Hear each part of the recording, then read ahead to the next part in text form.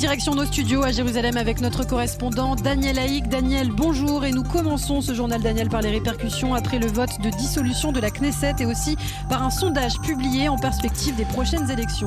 Oui, Lana, un sondage qui confirme les tendances constatées ces dernières semaines. Si des élections avaient lieu aujourd'hui en Israël, le Likoud obtiendrait 30 mandats, Yamina de Bennett resterait en seconde position avec 21 mandats, Yesh Atid 17, la liste arabe unifiée s'affaiblirait à 12 mandats, 10 mandats pour Bleu-Blanc, 8 pour le parti Chasse, 8 également pour le judaïsme de la Torah, 7 pour Lieberman et 7 également pour le parti Meretz qui se renforce et récupère une partie de l'électorat travailliste.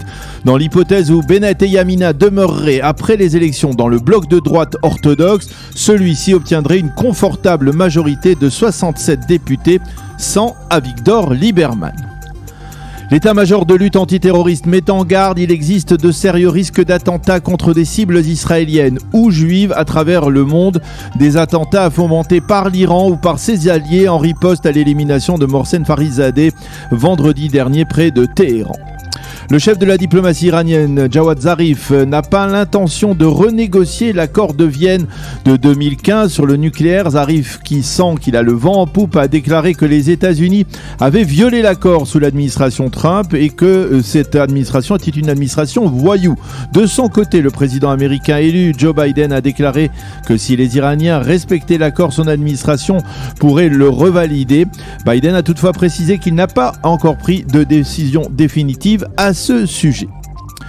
Covid-19, maintenant en Israël, le nombre de malades quotidiens continue à augmenter. On a recensé hier 1586 nouveaux malades sur plus de 70 000 tests, soit un taux de positivité de 2,3 en légère augmentation. Avec une seule donnée encourageante, il n'y a pas eu hier, et c'est rarissime, le moindre décès dû au virus.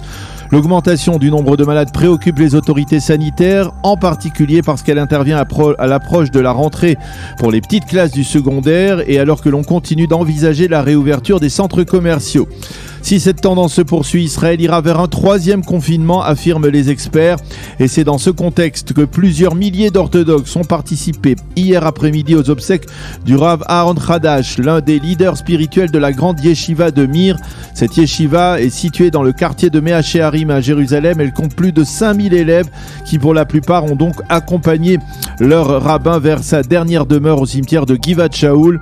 Certes, la police a distribué des masques à ceux qui n'en portaient pas, mais la règle des 2 mètres de distanciation sociale a été ouvertement bafouée par les participants, tandis que la police paraissait débordée. La course à la présidence de l'État semble avoir officiellement démarré. Hier, je vous le disais, le chanteur Yoram Gaon avait accepté d'être candidat à la succession de Reuven Rivlin à la condition que sa candidature soit validée par l'ensemble des formations politiques. Et hier, cela a été au tour d'Amir Peretz, le président du Parti travailliste, de présenter sa candidature. Je suis un homme de dialogue et je pourrais remplir parfaitement cette mission de rapprochement au sein de la société israélienne, a déclaré donc l'actuel leader du Parti travailliste. Et puis Daniel, un mot de l'aéroport Ben Gurion, relativement désert ces derniers mois, l'aéroport qui a vécu hier quelques instants d'émotion sincère. Oui, en effet, 316 membres de la communauté des Falashmoura ont fait leur aliyah à bord d'un appareil éthiopien. Ils ont été accueillis à leur descente d'avion par Binyamin Netanyahou et par son suppléant Benny Gantz, qui avait décidé de mettre entre parenthèses pendant quelques instants leur confrontation politique pour saluer ensemble cette arrivée importante. Nous vous attendions et nous vous accueillons à bras ouverts, a lancé le Premier ministre au nouveau Olim. Il faut souligner que cette opération d'Aliyah a été planifiée à Addis Abeba même par la ministre de l'intégration Pnina Tamno-Shata, qui est elle-même originaire d'Éthiopie. D'ici la fin du mois de janvier, 2000 Olim Falashmoura, ces juifs d'origine convertis au christianisme, devraient faire leur Aliyah en Israël. C'est la fin de ce journal.